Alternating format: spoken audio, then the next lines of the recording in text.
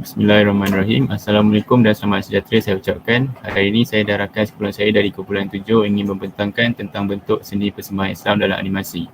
Saya Tuan Muhammad Akram bin Tuan Faeh, nombor matriks 2020175235.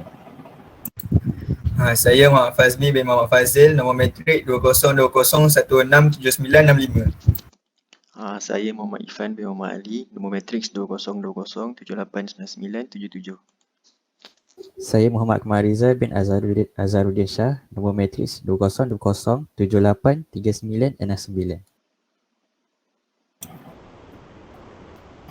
Sekarang saya akan ceritakan sedikit tentang pengenalan.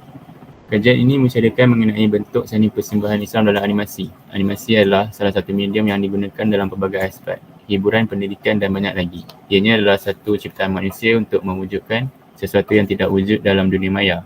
Ianya membawa banyak perubahan kepada bidang hiburan. Animasi adalah salah satu medium adaptasi yang baik untuk menceritakan kisah Islam dan juga sejarah-sejarah dunia lain. Terdapat banyak filem tentang Islam yang dianimasikan, contohnya Nusa, Omar dan Hana, Ali and Sumaya dan Upin dan Ipin. Kebanyakan animasi Islam yang dipersembahkan di Malaysia adalah bertujuan untuk memberi pendedahan awal kepada kanak-kanak supaya lebih mengenali tentang indahnya Islam. Juga untuk memberi pendidikan asas tentang agama Islam. Seterusnya ialah kajian literature.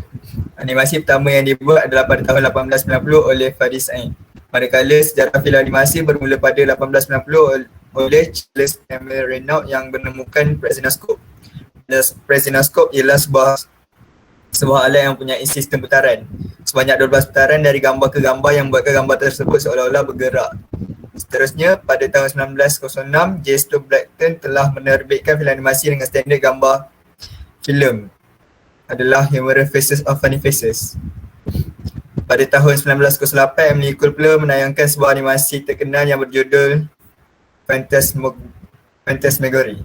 Malah di Malaysia pula, wayang kulit adalah antara animasi awal yang terdapat di Malaysia kerana persembahan gerakan watak wayang kulit dikawal pemainnya bergelar dalang melalui sendi tangan, leher dan mulut yang digerak-gerakkan. Teknik gerakan ini hampir sama seperti yang digunakan bagi menggerakkan watak kartun animasi di dalam pembikinan animasi guntingan atau cut-out animation. Secara ringkasnya, sejarah animasi di Malaysia bermula dengan tertubuhnya unit filem Malaya pada tahun 1946. Kini dikenali sebagai filem Malaysia. Telah menghasilkan animasi Kayak Sang Kancil pada tahun 1978 dan mula ditayangkan di televisyen pada tahun 1983. Filem pendek lain yang ditayangkan sekitar 1984 sehingga 1987. Setiap filem ini mempunyai sedikit unsur-unsur kemelayuan Islam, tetapi filem animasi Selat Legenda pula merupakan filem animasi pertama Malaysia yang ditayangkan di Pawagam pada tahun 1998 dan mempunyai banyak unsur-unsur kemelayuan Islam. Untuk metodologi kajian, pengenalan. Metodologi kajian terdiri dari kaedah, cara dan pendekatan yang digunakan untuk mencapai matlamat dan objektif kajian. Metodologi kajian membuatkan kajian yang dijalankan lebih bersistematik dan perjalanan kajian lebih terarah dalam mencapai objektif. Metodologi penting supaya penyelidikan yang dijalankan mempunyai kaedah yang paling sesuai dan berkesan dalam menjawab permasalahan kajian.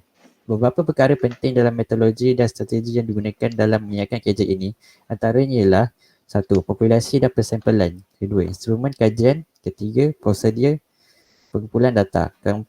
Teknik menganalisis data. Untuk catat ahli proses kajian, yang pertama, kajian awal, mengenal pasti permasalahan dan bidang kajian. Mengenal pasti populasi dan persampalan yang sesuai.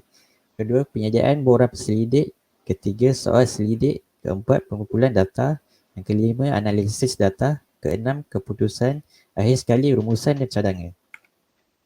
Untuk populasi dan persampalan, populasi merujuk kepada sekumpulan individu, objek atau benda yang mempunyai ciri-ciri yang sama yang ingin dikaji. Menurut Rohanah Yusof, setiap individu atau objek dalam sesuatu populasi berkemungkinan mempunyai perbezaan dalam banyak segi, namun masih mempunyai tidak kurang daripada satu ciri yang sama. Penulis telah memilih populasi kajian ini daripada 5 jurusan diploma di latihan puncak perdana. Yang pertama, filem. Kedua, teater. Ketiga, animasi. Keempat, penulisan skrip. Dan kelima, pengurusan seni. Untuk instrumen kajian, penulis menggunakan sampel kajian ini terhadap pelajar diploma. Dalam kajian ini, penulis menggunakan borang soal selidik sebagai instrumen dalam mengumpulkan data. Soal selidik. Kajian berbentuk soal selidik adalah satu bentuk kajian yang popular. Digunakan dalam kalangan penyelidik kerana soal selidik boleh merangkumi bidang yang luas dan boleh dirangkap dengan mudah. Melalui soal selidik, maklumat berhubung dengan responden boleh dirahsiakan. Ini membolehkan responden menjawab soalan berkenaan dengan selesa tanpa rasa risau. Untuk prosedur pengumpulan data, penulis memaklumkan bahawa untuk memerlukan bentuk kajian adalah soal selidik dan meminta satu waktu yang sesuai untuk penulis menjalankan kajian tersebut. Responden diberi masa untuk menjawab soal selidik.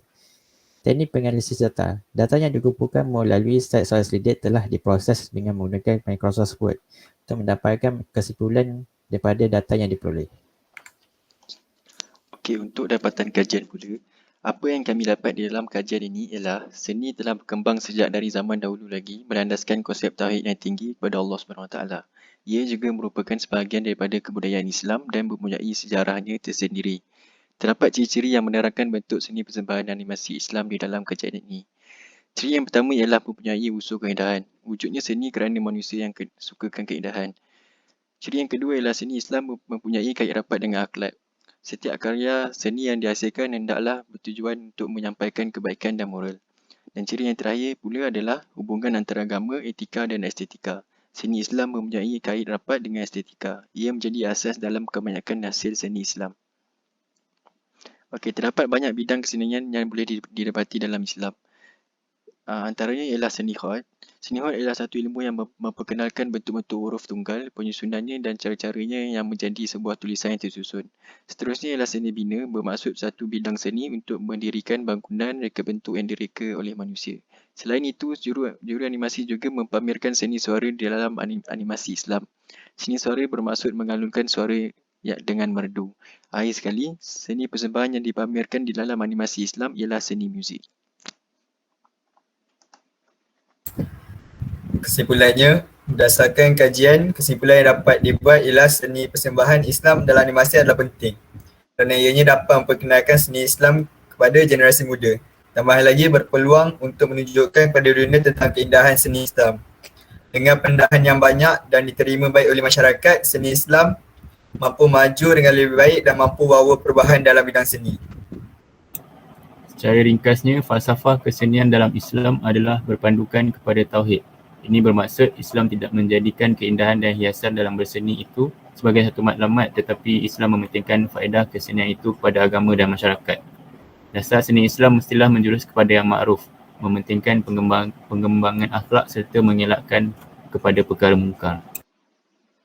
Selagi mana seni tersebut tidak bertentang dengan prinsip-prinsip dalam Islam, Islam tidak akan menentangnya. Asas seni dalam Islam haruslah meningkatkan akhlak Islam, mendirikan nilai kemanusiaan dan berlandaskan wahyu serta menghubungkan manusia dengan penciptanya. Fungsi seni dalam Islam adalah untuk menggiat akal manusia ke arah perkaitan alam rohani dan jasmani, membina jiwa yang tenang dan khusyuk serta menambahkan ketakwaan kepada Allah SAW. Okey, secara fitrahnya, manusia dan seni memang tidak dapat dipisahkan. Seni yang pelbagai kreatifnya mampu menjadi medan dakwah yang efektif jika para pecinta seni benar menghayati dan menghargai konsep kesenian yang sebenar mengikut Islam. Okey, itu sahaja daripada kami. Terima kasih. Assalamualaikum.